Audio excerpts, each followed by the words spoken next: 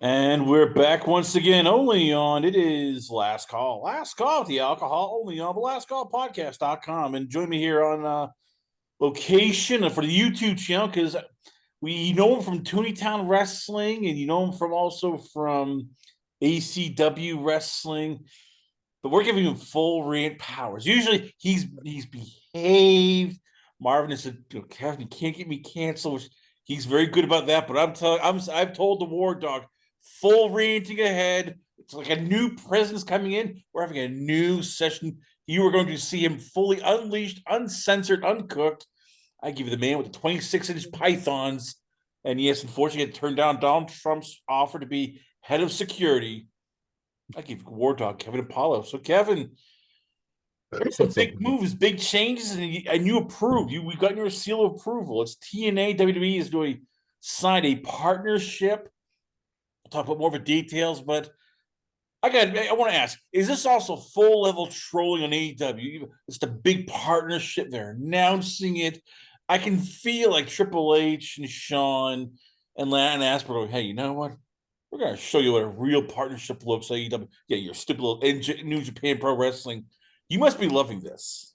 Well, listen, I would not be shocked if in let's say about 11 months, not even, that they've struck a deal with New Japan. This is a new WWE.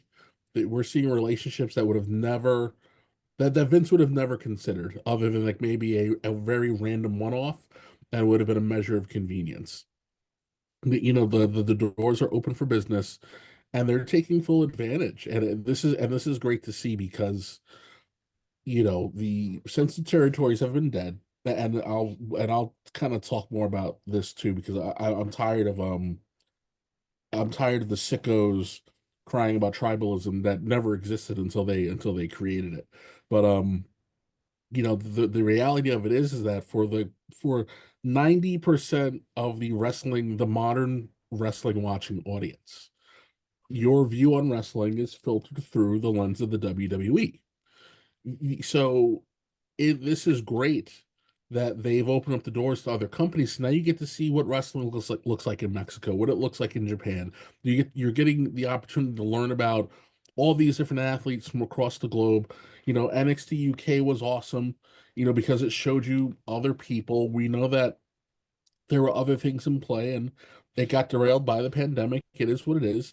But now years later, they finally re-strategized, and they're rolling out a little bit. And I mean, look at the wonders it did. Like, listen, like, I think one of the worst things that happened under the Vince era was the cooling off of Nakamura. The guy was hot. Everybody was into it.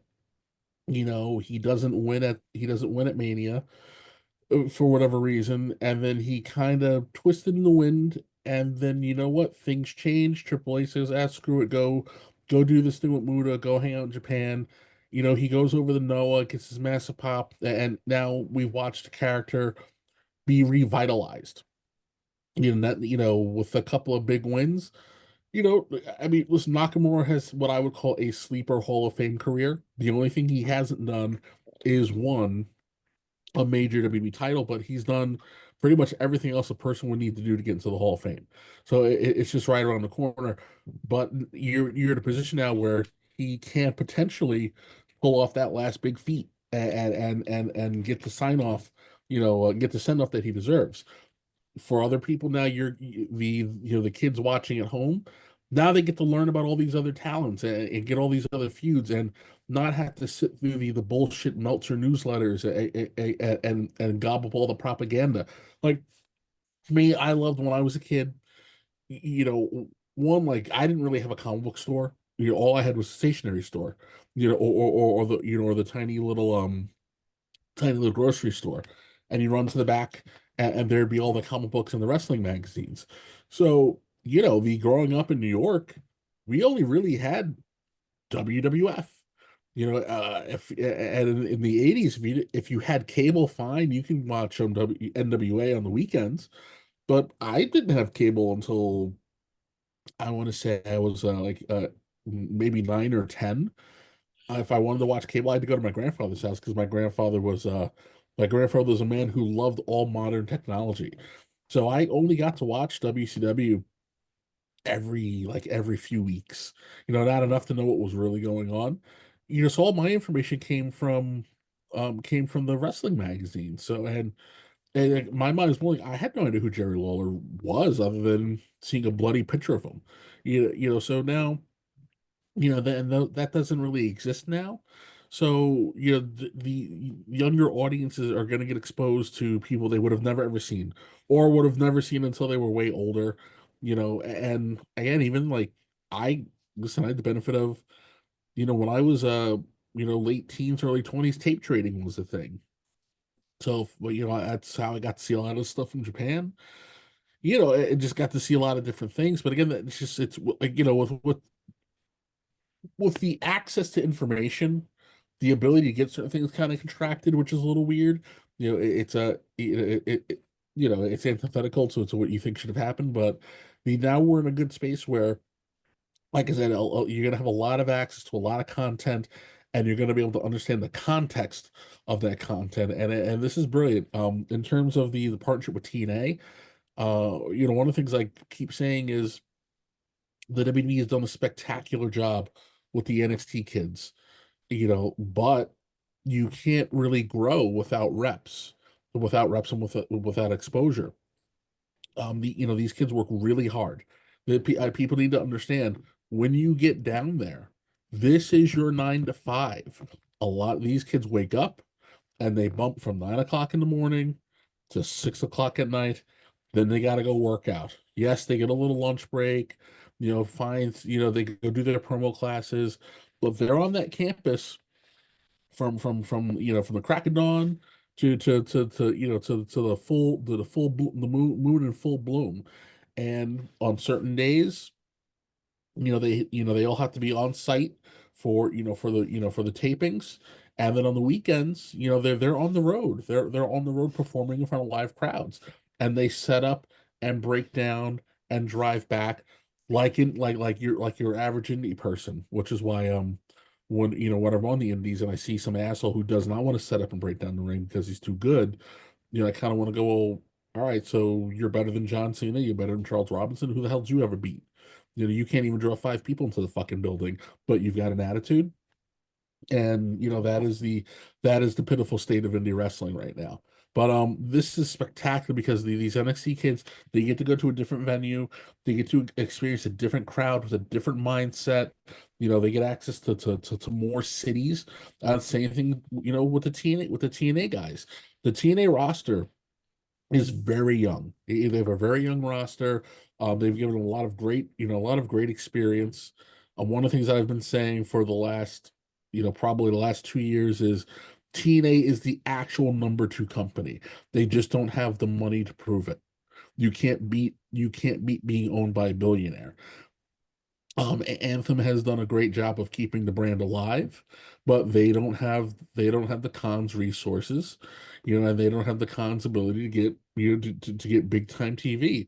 But TNA, in terms of fan legitimate fan enthusiasm, fan passion, actual wrestling storytelling, actual quality of wrestling matches, the actual quality of the TV show, TNA is the number 2 company.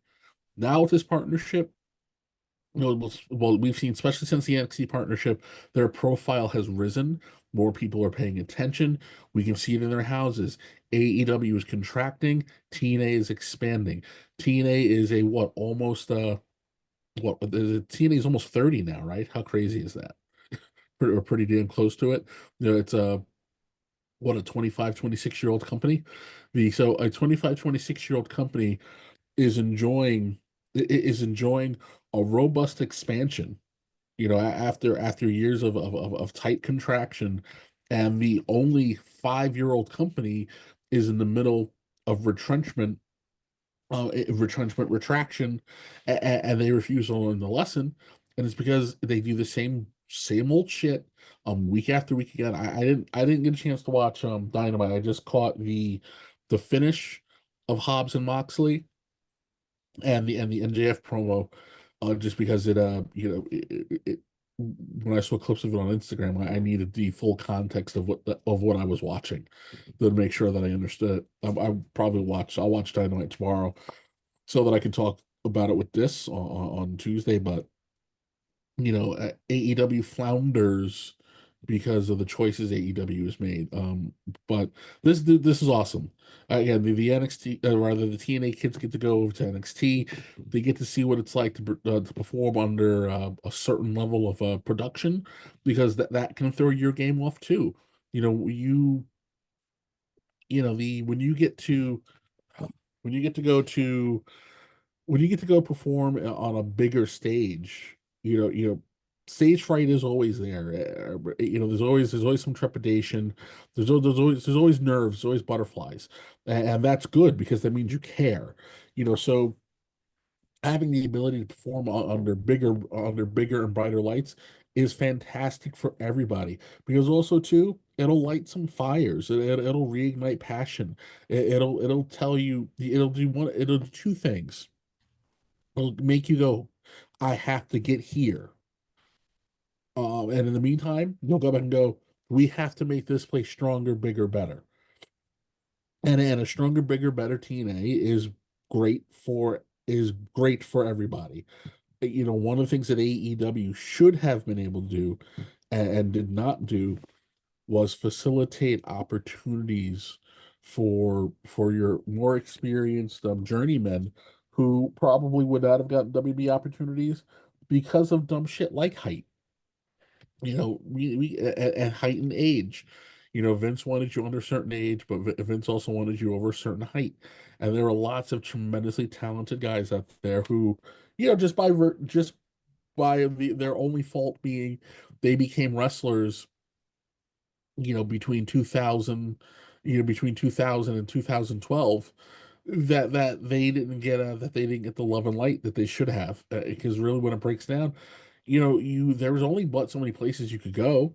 And if you didn't go to the ROH school and join the ROH cult, then you would have been expected to have broken your body. And that's a big maybe if they accepted you. A big case in point, something I love to bring up all the time. The ROH crowd shit all over Damian Priest when he was a Punisher Martinez. It did not matter what he did; they would not give him the time of day. This guy is one of the biggest stars walking around today. But they wouldn't. He didn't get pushed away because he wasn't a member of the cult initially. And by that I mean joined the ROH school. And then because he didn't want to, until he did, and even when he did, they didn't want to do it. Who the fuck wants to go through 4,000 tables every week? Uh, for a crowd of 500 people on a show that no one watches. I say it all the time. ROH was the equivalent of if a tree fell in the woods. No one watched the shit, but we're supposed to pretend like it was this revolutionary, groundbreaking thing outside of the first 3 years it existed. The most I can tell you about ROH is that Timac from freaking Last Dragon wrestled with Jimmy Yang Wang, and it was awesome because it was freaking Timac. Outside of that, I get it. If you watch the episode of ROH, he spent more time talking about the guys who were long gone. I'd see more promos for Danielson, Punk, and Joe and AJ than who the hell was on the show. So again, I don't know why we spent so much time talking about the myth and legend of ROH. It was what it was. It should have been bigger. It failed. It failed, and now it's a zombie brand. It's a Walking Dead zombie brand that allows Tony to stroke his ego. So Tony now has two brands that he can turn to dog shit. Okay, where were we? But either which way, it's to answer your question. This is an awesome opportunity. This is great, man. This is great for wrestling. This is great for new wrestlers. This is great for new wrestlers who want to take their craft seriously, who want to develop the mental toughness, want to look the part. It is an aesthetic business, so these skinny fat twats in their trash bag pants, or these frail blue hairs with their fat girlfriends that they want to drag over the guardrail and ruin everybody's day. It's We're slowly getting back to a space where hopefully eventually, these guys will be phased out. The wimpy pussies will want to cry on Twitter and tell you that your trainer is toxic, or toxic or some kind of isterophobe because they yelled at you because you're so busy wanting to do a twisty 450, but you can't do a fucking hip toss. Guess what, retard?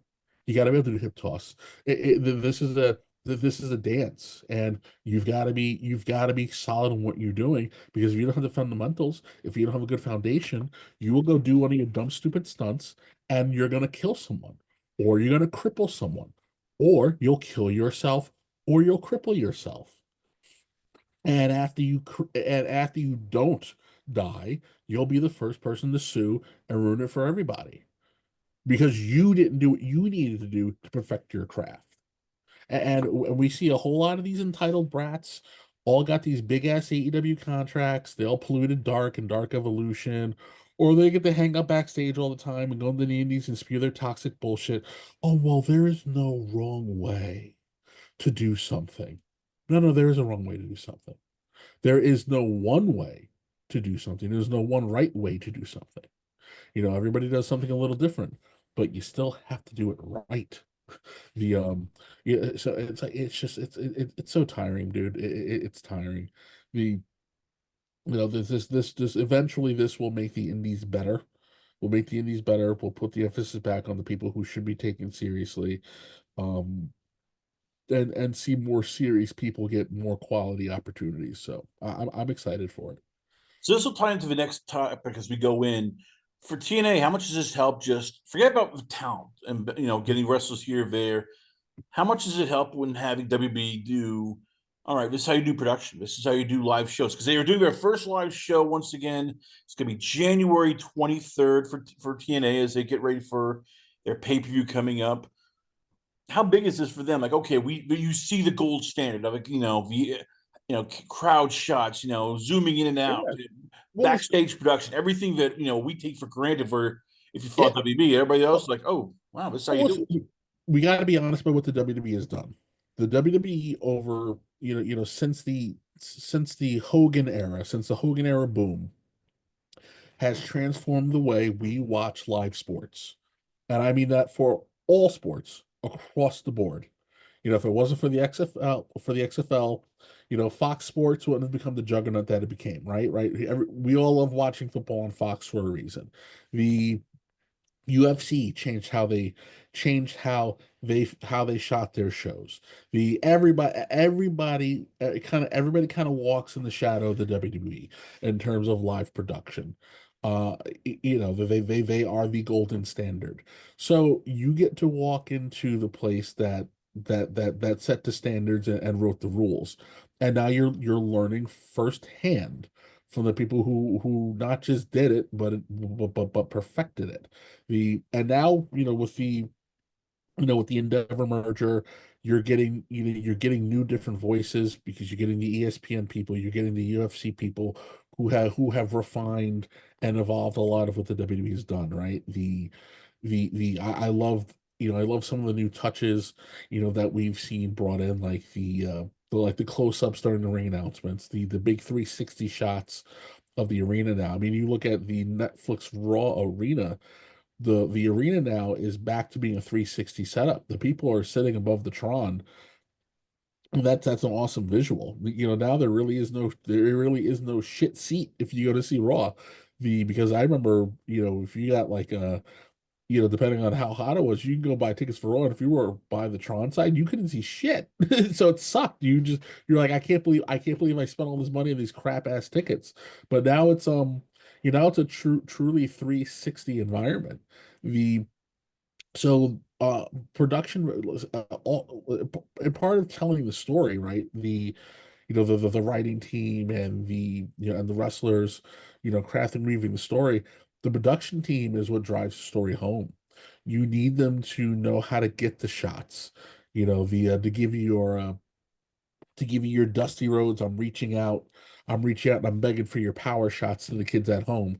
The you know the what you need to set the foundation for those incredible video packages to get the normie who's never watched before invested in this match that they're going to watch in 5 minutes. From the lighting to the staging, this is stuff that matters. It's a complete. You need a complete picture. It's not just it's not just the two guys slugging it out. There's a whole giant process, and getting exposure to that different side of it is going to elevate TNA's game. It's going to foster innovation because eventually someone is going to be able to take a look at something that's being done now, and they're going to go, how can I turn this on its head so that it works for me? Also, too, TNA does have a limited budget, but guess what? Some of your favorite movies, some of the best movies ever created were created because due to scarcity and a lack of budgeting. You had to get creative. A lack of resources fosters creativity.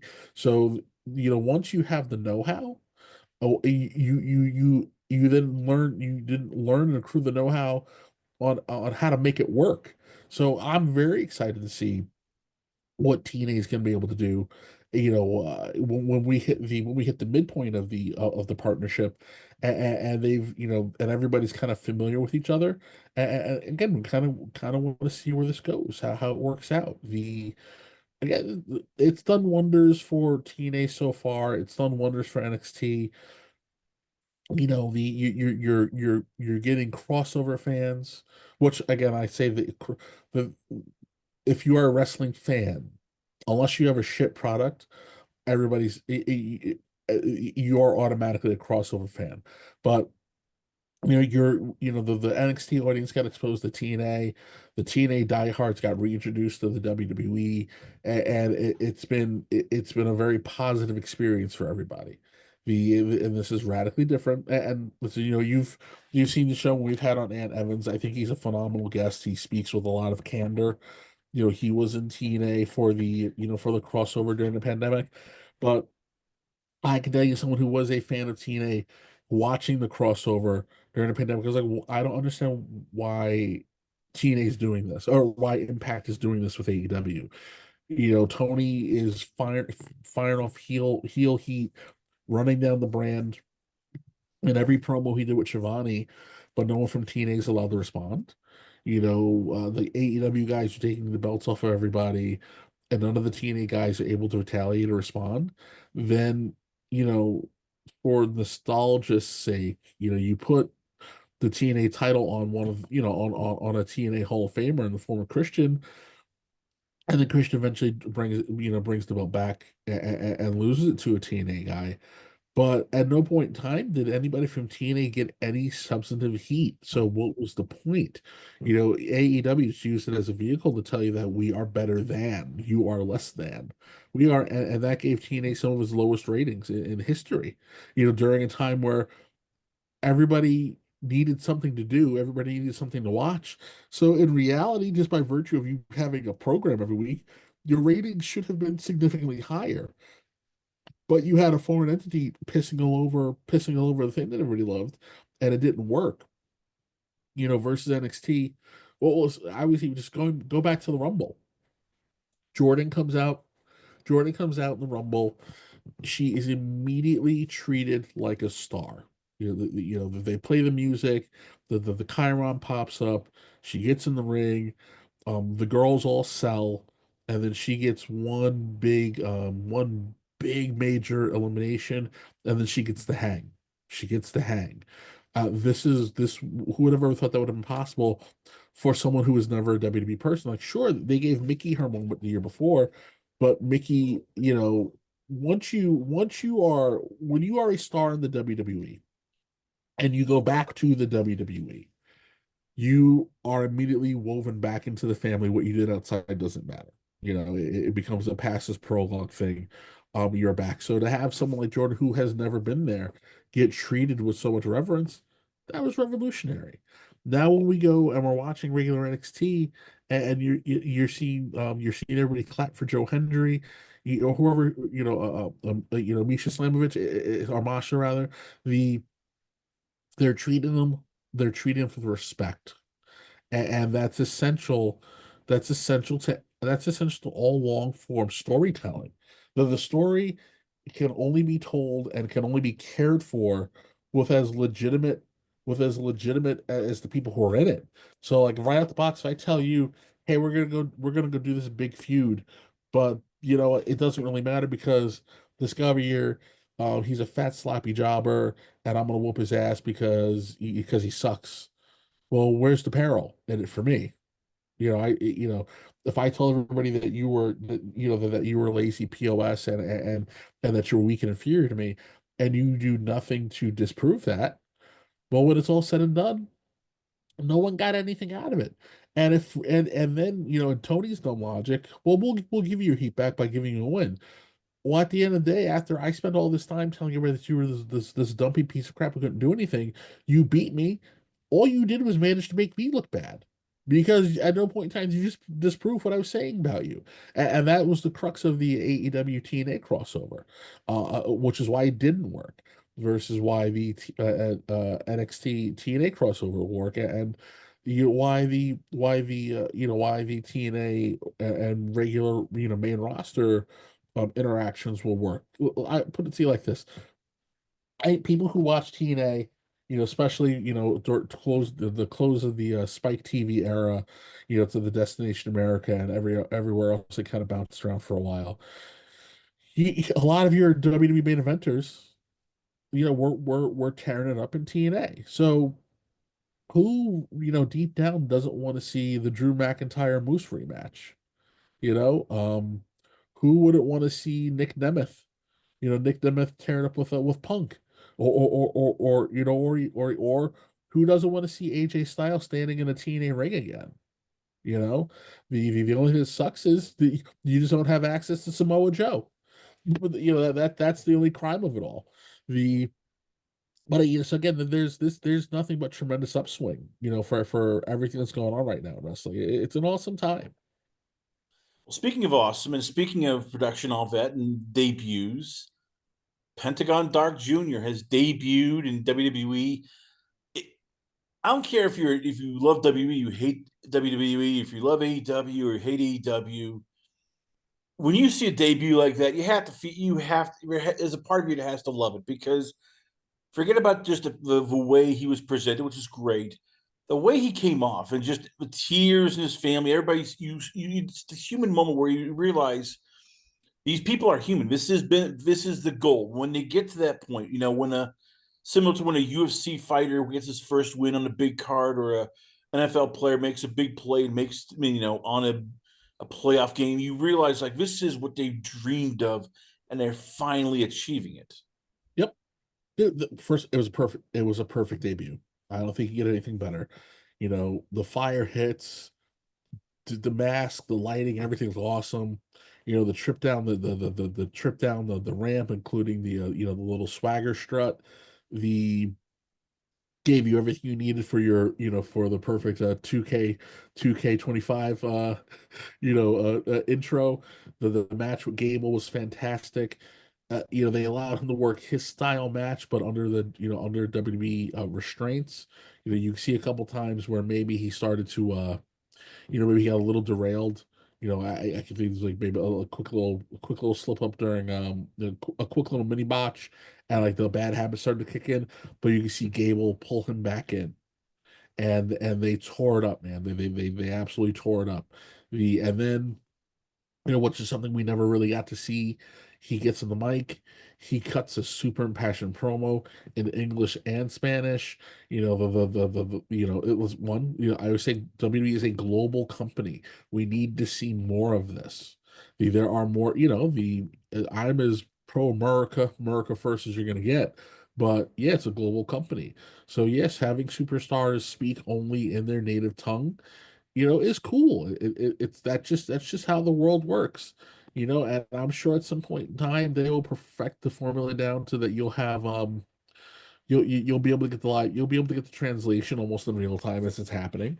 But it was cool to see, and it was cool to see that while he's cutting this promo, the live crowd is right there with him, cheering their faces off, popping huge for it. You get the emotional reactions of the kids. His family's in the front row.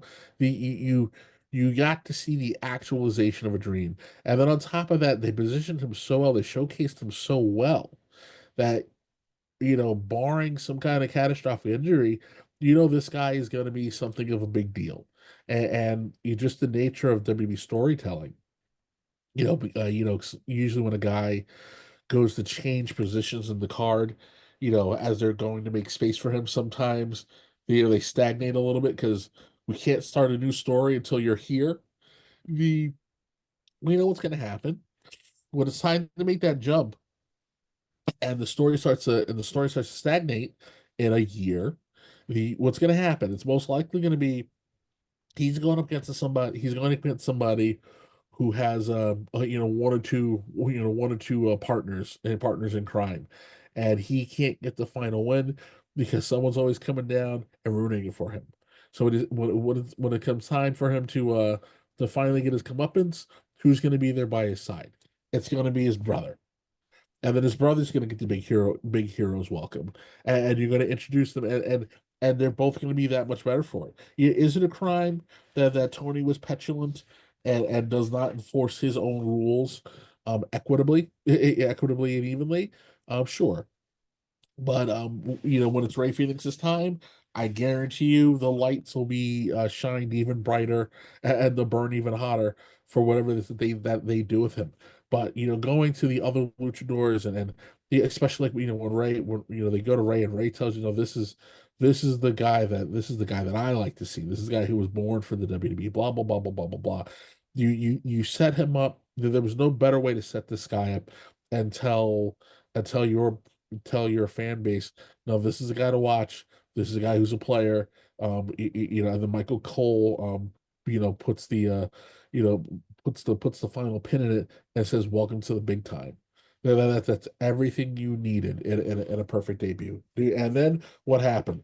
He made a shit ton of money selling those masks and shirts, right? I've been saying it from the day that the rumors of them going there popped up. Like, this is going to be brilliant for them because it's going to be Tony. Maybe it's going to be Hunter, Nick Khan, and the Lucha Brothers standing around like Tony Montana and Sosa during the money montage. I'm just laughing and watching all the bills go through the bill counter in Scarface because it's just they're instant money. They look cool, they wrestle cool. They have cool names. And when you're cool, there's no place better to be than the WWE because they know how to showcase you. They know how to maximize. They know how to maximize their investment. And his equity is through the roof right now. So this ties into two parts. The good side of it, as I said, Pentagon did a great job. Michael Cole is calling it perfectly. Let's talk about the stuff that nobody's, it's going to come up. We know that. We've seen it with, Corey Graves, where he's upset. He's getting bounced around to NXT because Pat McAfee is there. And I get it. McAfee's a big star. How much does that start permeating? Because, Lost Novices, Chad Gable's gotten kind of screwed.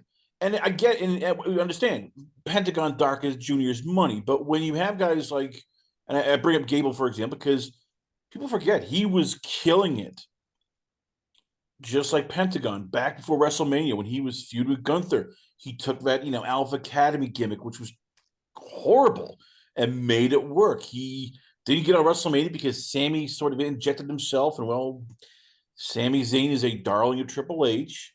Mm-hmm. At what point does this start popping up where more and more of a talent are going, yeah, Mayberry's making money, but when am I going to get my shot? When am I going to get in there? Why am I losing out to part timers who, yeah, they're great, but I'm the guy who's here every day, killing it, busting my ass, and I'm losing out to guys I who. would say that's a loser's mentality. It just is. If you're sitting around boo boo facing, I call it poor little rich guy syndrome and we've seen it. All the poor little rich guys, what they do, they ran to AEW and they've wasted their careers. Rusev whined every day about grabbing the brass ring, and for all his whining and crying, what did he get? He got a loser video game gimmick, saddled a bunch of fucking turds, and the guy's been on TV 4 times in 6 years. Um, an absolute waste of a career. Keith Lee, all he had to do was embrace the Bearcat gimmick. You're the boss's favorite wrestler, a wrestler who was a transformational figure in wrestling history as a black performer. All you had to do was not be a fat fucking slob. Learn how to throw a punch like a man, because no one's interested in you doing a bunch of flippy shit. You are damn near the size of the Big Show. And sure, yeah, the flippy do is cool every once in a blue moon, but you got to be able to lock up with Roman Reigns. You got to be able to lock up with Randy Orton. You got to be able to lock up with Braun Strowman and look like a fucking man. Instead, you boo boo faced, you ran, and look at all the good it's done for him. Look at all the good it's done for him. Who else? Moxley, Plumber Joe, getting his ass whooped every fucking weekend by the Best Buy manager and whatever Nagano tournament he's going to. But I'm supposed to believe he's King Badass running around with the Neo Moxleys, the cutting the same boring ass promo every week. Bro, you remember the Shield? You were supposed to be the man. They finally gave you your run. What did you do? You were so uninteresting that a bigger star in AJ Styles showed up and embarrassed your ass and took your title off of you within less than 5 months. You know, so when it should have been the summer of Ambrose, it was the summer of Styles. And SmackDown became the house that AJ Styles built. The off of the phrase beat up John Cena. The so if you want to walk around with the loser mentality, eventually you're going to expose yourself as a loser, and you can go play the loser company because you're either going to be a man and you're going to man up and you're going to bust your ass, you're going to earn your spot, or you can go to participation trophy company, the DEI Make a Wish for wrestling mutants that is AEW, and go sit by catering and maybe get on TV once every 20 weeks and watch the ratings crumble. At the end of the day, wrestling is a meritocracy. No, in like all sports, the most talented person does not get the job. The most beautiful person does not get the job. But maybe we'll put you in position. Chad Gable, Chad Gable is a worldwide name now. He's had banger match after banger match. He has proven to the world that he can turn a lump of shit into gold. He was chosen for that match because the company values what he does as a performer, and that's what people need to understand. I actually recommend that people should go back and watch the $1 Million Man's Hall of Fame acceptance speech, so that you can understand how important it is that certain wrestlers are the way they are because not everybody gets to be world heavyweight champion. It's impossible, even though you and I may think they should be. It's more they're more important to the company that they're reliable. That they're steady Eddie. That they can get you home when everybody thinks they're lost. Um, Gable was put in that spot because Penta's having a solid debut was the most important thing for the company that night. And we're talking about the debut, but we're also talking about the match and talk about how incredible he was with Gable. And I say don't get it twisted because Gable did a phenomenal job of keeping Penta on track. The and Gable is a certifiable star. It's just a matter of, all right, brother, keep the momentum because you're going to get yours eventually. Everybody gets theirs eventually. It's just a matter of in what form does it take. We're talking about how Gable hasn't had a singles title yet in the WWE for a reason. Everything happens for a reason. Why? Because when Gable finally gets his hands on the title, it's gonna be a big fucking deal. They're not gonna not do it. Yes, you know what? I would say under the Vince era, there could be a slight possibility that it's something that could happen, right? The minds were changed, on a very radical whim, so you could see momentum going one way, and he goes, I don't like it. We got to go counter the current narrative, and you derail someone's stuff, and then it takes them a little to recover. But that's not what's going to happen here with Gable. It was laughed because the dirt sheet complaint. Sure, I'm sure that there is some wrestler somewhere who called and said, "Hey, this is what happened XYZ." But guess what? That shit's always happened. And if you are gonna do that, guess what? You're gonna get caught and found eventually, and they're gonna boot you out in your ass because that's just the nature of the beast. This is wrestling. Wrestling is unique in the sense that um there is no I in team, but there is a me. They there, and it goes. It's up to me to figure out how I can be the best at what I do, not just for me, but for everybody else. So the you're gonna have people who are gonna bust their ass, and they may be here for a little bit, or they may be here, or they're up top and they're not coming down anytime soon. But injuries are a very real thing.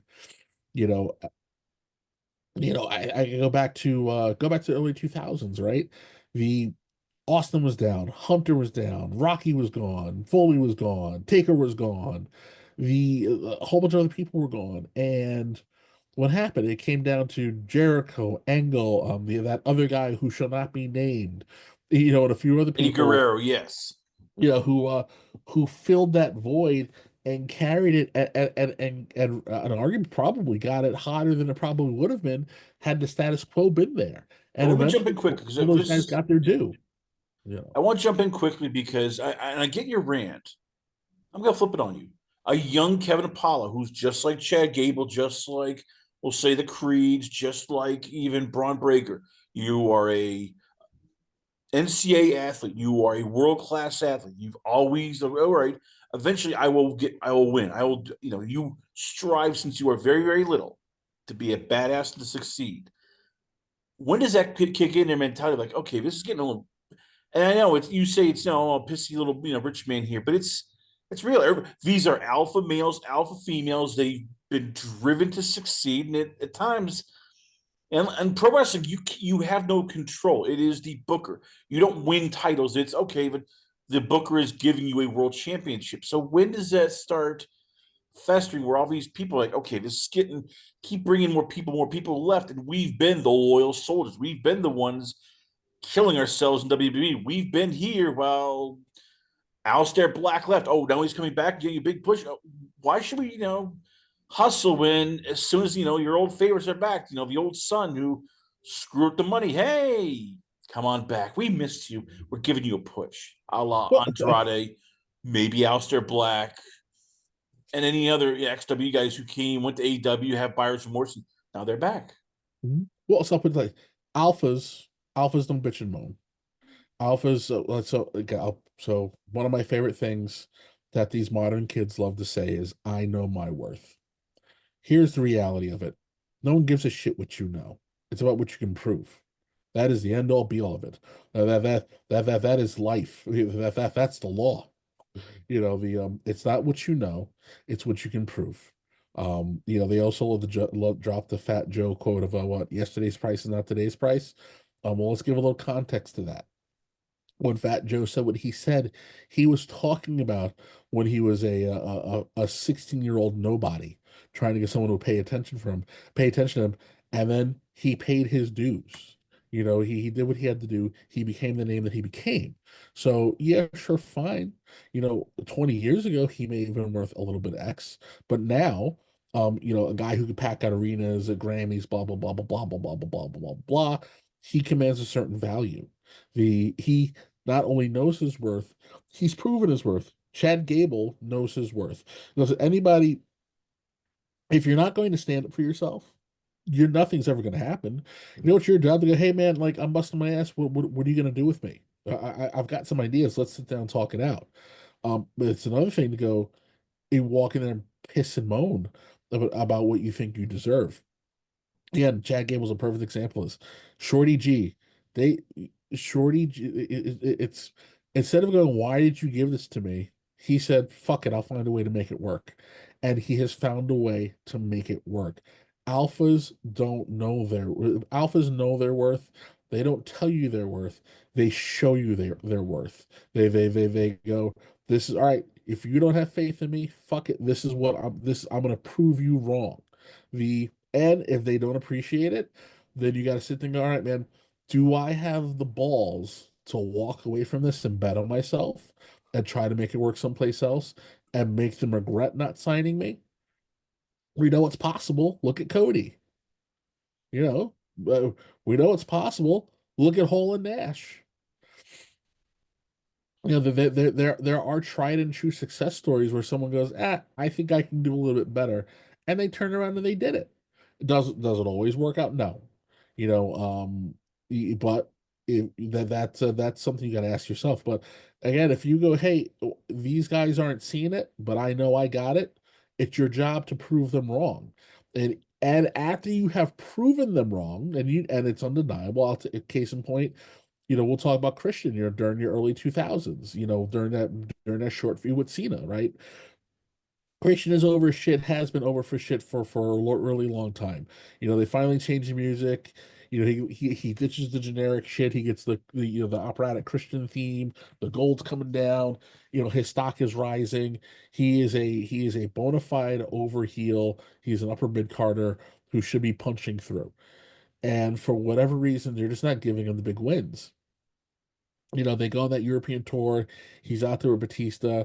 The European crowd is cheering him over Batista. He comes home. He's got the feud with Cena. They jam Jericho in at the absolute last second because they didn't have faith in him or whatever. And then it's over. They go to do one more thing and they don't give him his due. He goes, "Fuck it, I'm gonna leave because you don't see what it is that I see." He goes to TNA and he tears it up. Christian plays a large role in transforming AJ Styles into the main eventer that we know him today. Christian went and proved his worth. Vince didn't see it, so he had to go someplace else to find the different an alternative stage to apply his craft. This is what I can do as a performer, on camera, in the ring, on the mic, and this is what I can do as a performer for other people around me. He elevated a lot of people, transformed a lot of people. And sometimes you just got to be willing to do it. Sometimes you just have to. And look at Christian is probably one of the only worthwhile people on AEW TV. He finds a way to miraculously heal in time to come back around the same time as Edge. WWE doesn't see the same value. So he goes, "Fuck it, I'm gonna go someplace where someone's gonna pay me," and someone paid him. And since he got to AEW, he has consistently been one of the only things worth watching on AEW. The so it's like if you're I just say it's to me it's simple. You either fake it and piss and moan. And again, I gave you the examples of Moxley, Rusev, Keith Lee. I would even say to a lesser extent Adam Cole.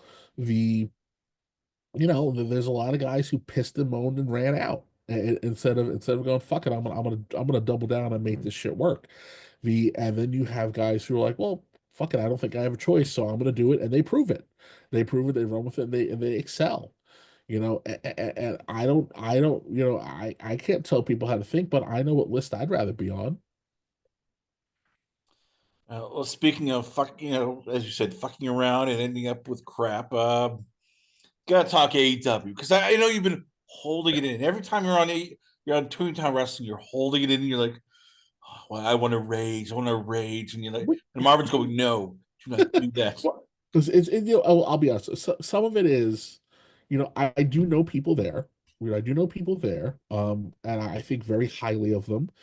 So and then also too, I have friends who are on the outside who are of like-minded opinions, and I sometimes am remiss to say certain things because I don't want to get people heat for blowback by association or potential association.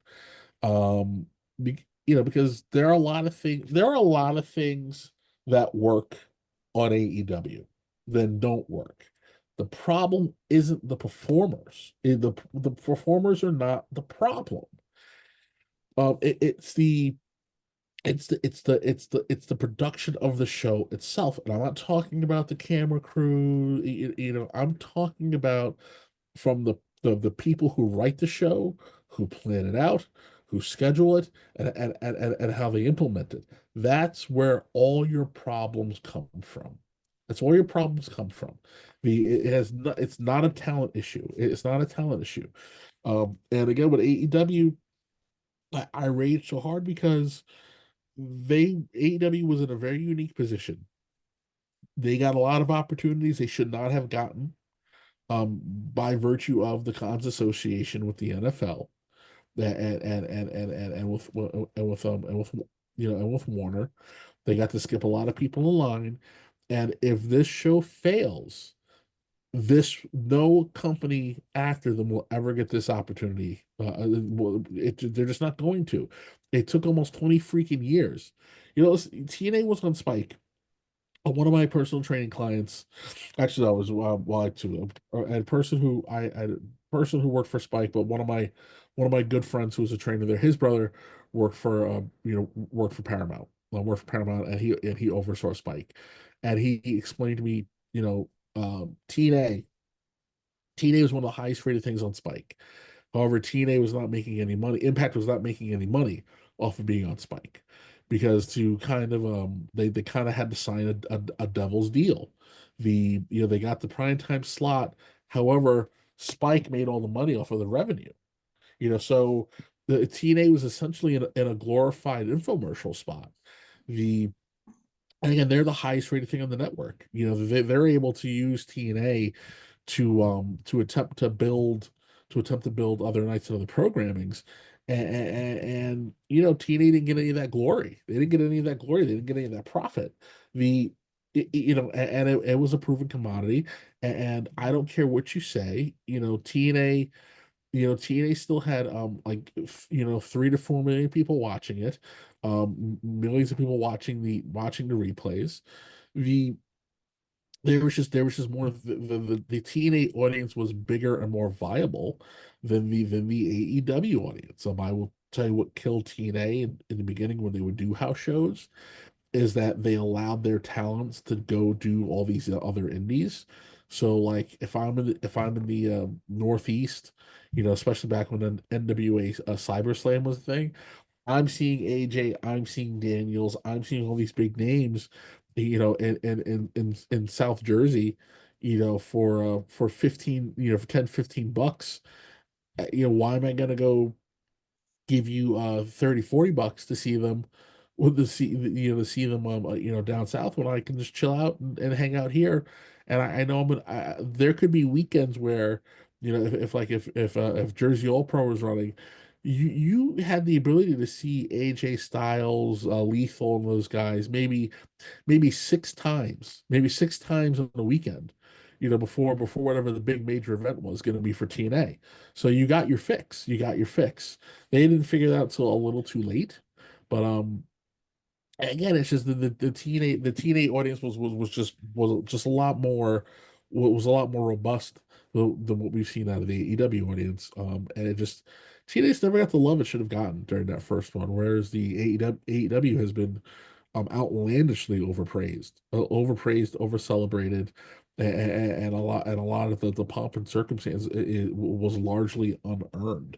But if it collapses, or inevitably collapses, we're going to be really hard pressed to see something come after it. And I frankly don't think it'll ever happen ever again, unless there's some kind of crazy change, in how these networks look at how they want to handle live sports. We talked about it last time. It was a little bit of a blessing and a curse that that TNA, that WB, sorry, TNT/WB lost the rights to the NWA, because the money I'm sorry, the NBA, the money that the NBA was looking for is outlandish. They want all these billions of dollars, but the reality of it is that more than 70% of their audience has fallen off. It's not worth it. It's not worth it. But because Amazon is willing to pay, they got it. What does this all look like in 5 years when it comes time to renegotiate? Who knows? Who knows? But wrestling has always had a place on TV, because very similar to soap operas, it runs all year round. It runs all year round, and it's cheaper to produce than a baseball game, than a football game, than a basketball game, than even the UFC. But if AEW fails, again, it's going to be really hard pressed to find the network. It's going to be willing to pump out the money needed to invest in a bigger time show. And that's unfair to the NWAs. That's unfair to the TNAs. That's unfair to even the MLWs. Who are really small, and just need some kind of an outlet. It's very different from when you and I were kids, where like you could put on You can put on ESPN after school and what the hell was it called? Oh God, was it GWF or something like that? Where you got to see the Ebony Express. We got to see Booker and Stevie Yep. before they were Harlem Heat. Like you could just you could put on random things and there would be pro wrestling on. And we go back one day and it's not there anymore, but you get a good couple months, maybe a couple years out of it. And now it's where you should have more access to stuff and different kinds of stuff. It's harder now. It's harder now to to kind of get that content and have it be quality because again, like, so just not to super derail, but like I look at something like Pluto TV had a wrestling channel for a minute, and on it was all the Beyond stuff and then that Urban Championship Wrestling shit. And the I laugh because I remember what Beyond was when it first started. Beyond was a bunch of guys who couldn't get fucking booked, all drove out and they all stood around a ring and they all did their stupid, awful spots. And because there was nobody in the crowd, all of the boys stood around and they clapped. And to me, that I was like, well, that's just practice, that's just training, that's just a workout. And then they let a couple internet fan dweebs in, and then they all started pretending like this was a show. And then they moved the show into a bar. And fine, you can tell it's a bar. Oh, wow, this place looks packed. But you realize, well, there's only fucking 60 people in the crowd because it's a bar that can only accommodate 200 people, and the 16 by 16 ring is taking up 85% of the space. But you're watching, and it's the same lame ass fucking match after match. And it's also in promo. I fucking respect you, bro. We just spent 15 minutes kicking our faces off, and although I tried to murder you, I respect you. Give me your fucking hand. Look at this guy. Promoters, book him. I respect him. Well, Every match. yeah. Every match. Well, if Every you, I was gonna say, if you thought that's cheesy, AEW went to a whole new level, as you saw with the Jeff Yep. Jarrett MJF promo.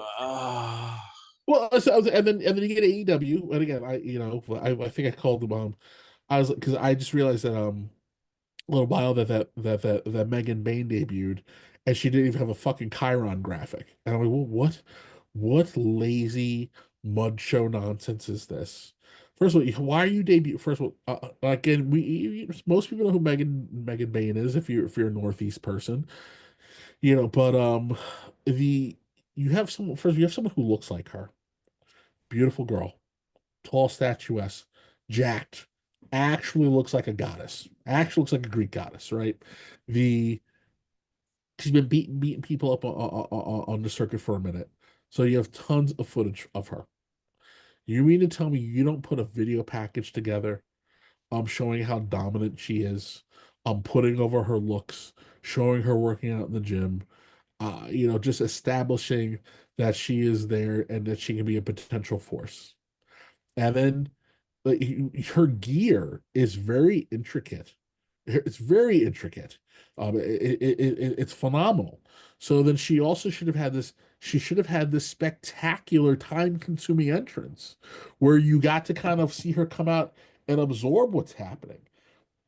And then I actually would have had I would have gotten six local guys with decent bodies to follow her out. Well, I would have had them line the corridor, have her walk out between them, treat it like some goddess came down to the earth, have them strip her of her gear, and then debut her in her actual wrestling attire, lights the whole shit, and then had her walk down to the ring. The Instead, this fucking girl doesn't even get a Chiron. You get dumbass Excalibur. Oh, could it be? Oh, and it says, oh, it's Megan Bay. It's Megan Bay. What you doing here? And she gets in the ring with Chris. And I'm like, okay, way to fuck that up. Way to tell anybody who signs with AEW that we value you so little. We can't even deliver the bare ass minimum during what's supposed to be one of the biggest moments in your fucking career. You only get one chance to make a first impression. What the fuck? What the fuck? And that is the encapsulation of everything the very personification of everything wrong with this dumb fucking company. With this dumb fucking company. And then I'll jump on MJF. I do not know what the hell people are talking about when they talk about MJF. I just don't. I just don't. I see a spoiled kid who happened to be able to talk shit a little bit better than everybody else. He has coasted off of the roster's inadequacies because everybody else at his level, they can't talk for shit. They're terrible on the mic. They're terrible on the mic. So all he was just a little bit better. Um, oh, he curses. Oh, he drops insider terms. Oh, he's so edgy. He's so cool. Oh my gosh, he said Tony Khan. He said Triple H, Nick Khan. This is the same lame ass whack promo week after fucking week after fucking week after fucking week. And what happened? Well, so he got to hide a little bit because his mate was Jericho, Punk. You're in there with kings of their craft, right? I don't listen. We can have 4,000 conversations about Jericho. At the end of the day, the man is in his 50s. He's still performing at a high level, whether you like that level or not. He's still performing at a high level. Um, and he elevated the kid. And Jeff was in there. Sorry. So first he starts up with Cody. Well, you're in there with the Rhodes, so you're gonna get a certain shine on you. Then you're in there with Jericho. Then you're in there with Punk. After all that's said and done, he gets that title, and what happens? He gets the title. The ratings plummet. He kind of gets exposed. He gets hurt. He goes away for a little bit. He comes back, and he's still giving us the same old boring bullshit. Same old boring bullshit. And now fast forward a couple of years, the bidding war of 2025. All right, bro, I got it. So you went to the WWE, you made a bunch of outlandish demands, they told you to go take a walk. Now you're back here with your tail in between your legs, and you're still talking the same old boring shit. So here's the reality of the world. 2 weeks ago on Netflix, Triple H cut one promo and dropped every insider term imaginable in less than 3 minutes. So now any one of these idiots who wants to go, they're gonna say things like Mark and work and swerve. You want to say promo? All right, bro. Well, you're showing everybody how big of a mark you are because it's not cool anymore. It's not cool anymore. It's like you found out that the shit you thought what was new and hot is something that your father's been doing since he was in high school. It's over. It's over. You might as well. You might as well be doing the hustle at the end of the day. It's time to get up and find the new trick to beat to death. But other than that, you come out and you say just outlandishly mean shit about someone, and this now. So you get Jeff Jarrett, and I don't understand this because the Jeff Jarrett is not John Cena. He's just not. But you want to tell the story, and really you should be leaning more into the Terry Funk version of the story, where you are the old vet who still has more to give, but no one wants to give it to you because they're saying that you're too old, and you're like, F you, I can prove you wrong. Instead, we're getting this bizarre little feud with MJF because really, let's be honest, there's no one in the locker room who can probably teach him anything outside of Jeff Jarrett. The only other person would be Christian, and Christian will eat his ass alive. That is the truth of it. Christian will out promo him and bury him 6 feet under. Jarrett's not built that way.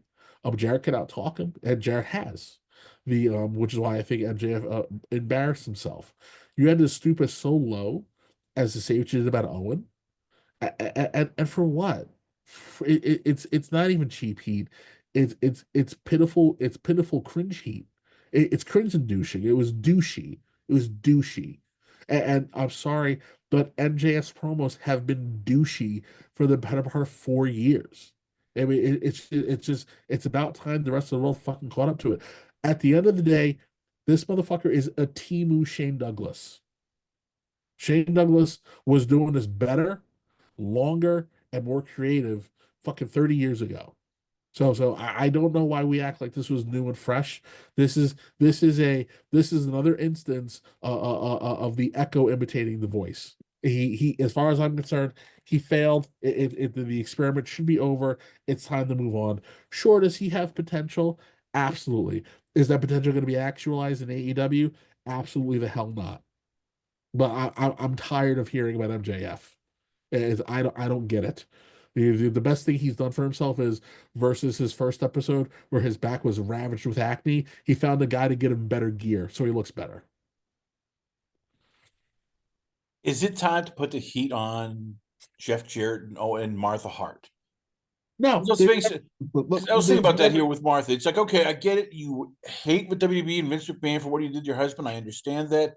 You go to AEW, and they said, "Oh, we're going to treat Owen's name properly. We're going to," and they use him for an angle.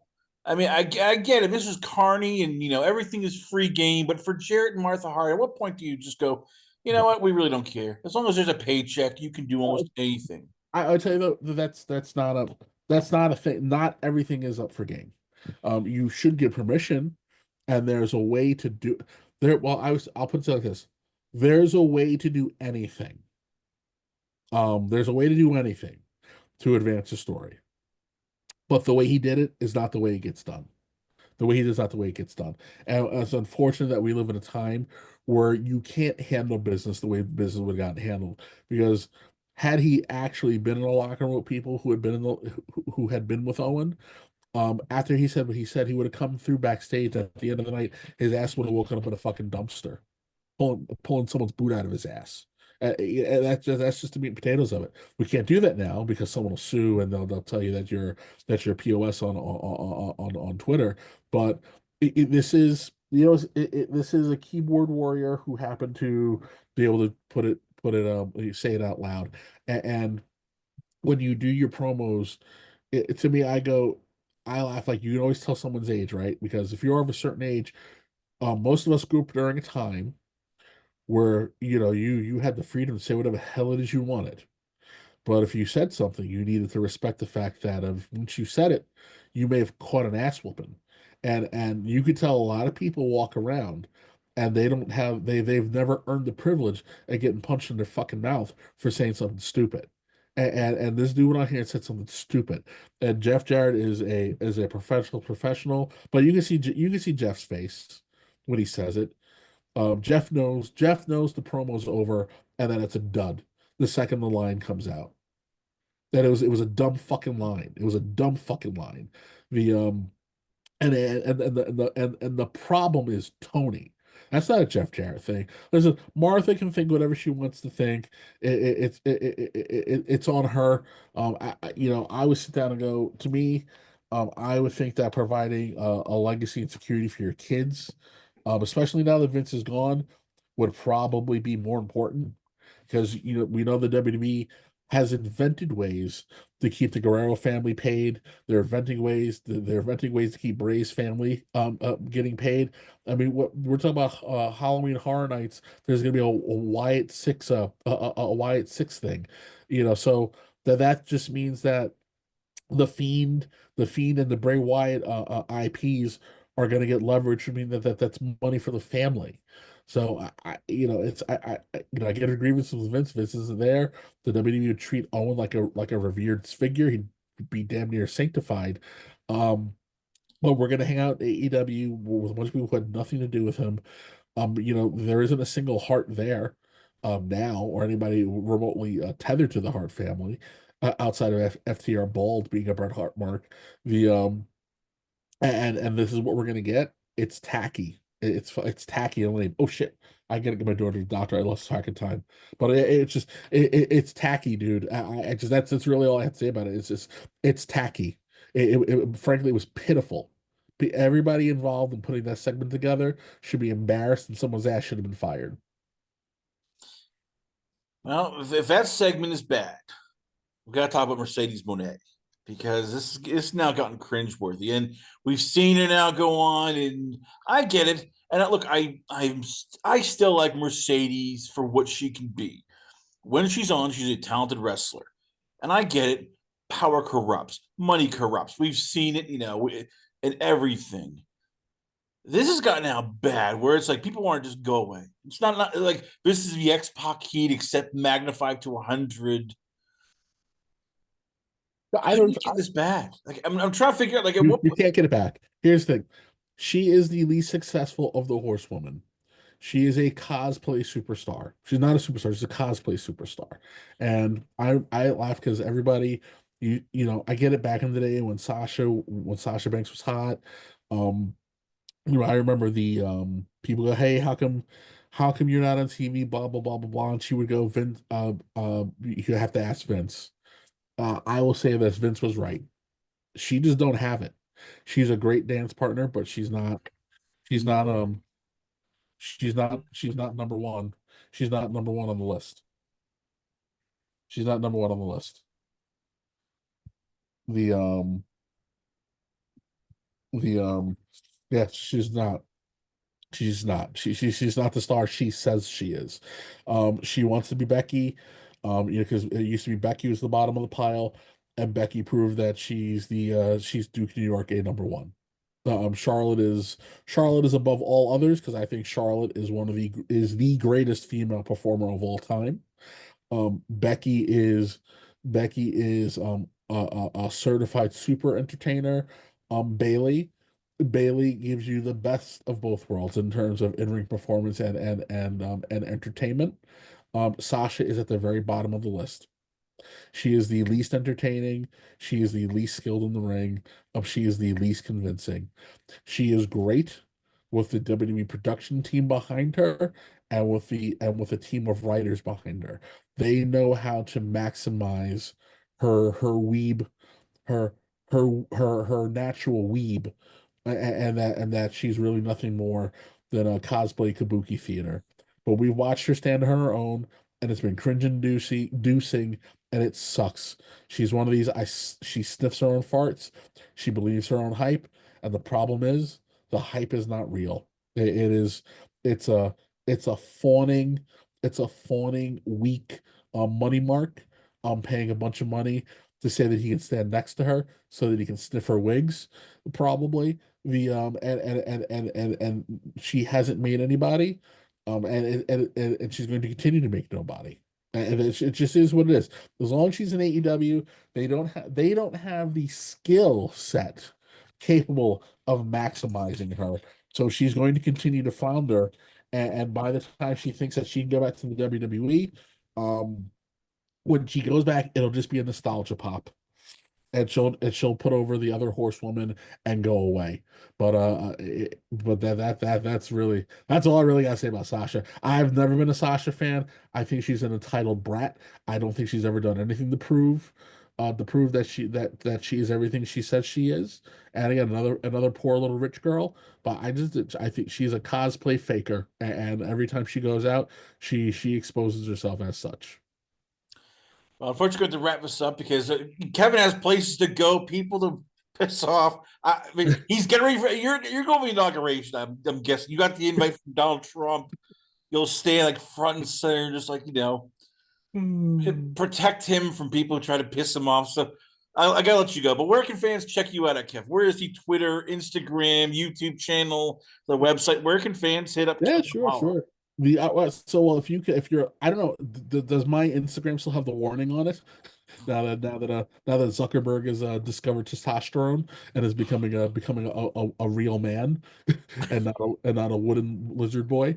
But you can follow me at Wardog Apollo on Instagram, or Wardog _Apollo on Twitter.